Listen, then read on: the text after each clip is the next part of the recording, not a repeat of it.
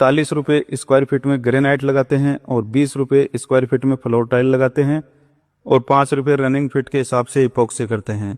और kitchen platform दोस्तों कोई 1200 रुपये रनिंग फीट के हिसाब से बनाता है और कोई 550 रुपये स्क्वायर फीट के हिसाब से बनाता है। और स्टेप का जो रेट है वो 700 से लेकर 800-900 तक है, कोई 700 लेता है, कोई 800 लेता है। तो दोस्तों जो रेट ज़्यादा लेता है वो काम भी अच्छा करता है। रेट इस तरीके से लगभग बराबर ही चलता है। और साइड का जो स्कर्टिंग हम लगाते हैं वो रनिंग फिट के हिसाब से लगता है। जिस रेट में हम फ्लोर टाइल लगाते हैं उसी रेट में स्कर्टिंग लगता है रनिंग फिट के हिसाब से।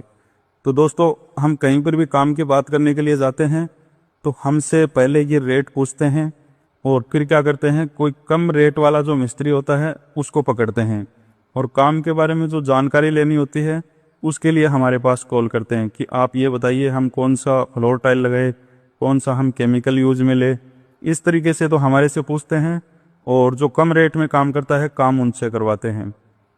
और रेट भी हम बिल्कुल फिक्स बताते हैं, ऐसा नहीं है कि किसी से कम ले रहे हैं किसी से ज़्यादा ले रहे हैं।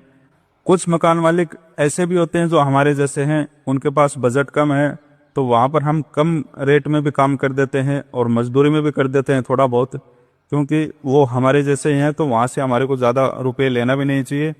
लेकिन हर जगह हम ऐसा नहीं कर सकते हैं क्योंकि ऐसे हमारी भी मजदूरी नहीं निकलेगी। पूरा महीने में हम काम करते हैं तो ज़्यादा से ज़्यादा 25 से 30 हज़ार रुपये की बचत होती है। अगर उसमें छुट्टी ज़्यादा हो जाती है तो वो भी पूरा बचत नहीं होता है, 15 से 20 हज़ार में रह जाता है। तो आज के टाइम के हिसाब से 15 से 20 हज़ार रुपये में कुछ नहीं होता है दोस्तों।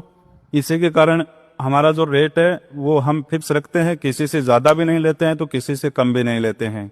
और कुछ अलग अलग एरिया में थोड़ा बहुत रेट का फर्क हो सकता है, किधर ज़्यादा किधर कम, लेकिन हमारे इधर यही रेट चल रहा है। तो दोस्तों अब आप कमेंट करके बताइए क्या मैंने ये रेट गलत बताया है या सही बताया, कमेंट में आप ज़रूर बताना।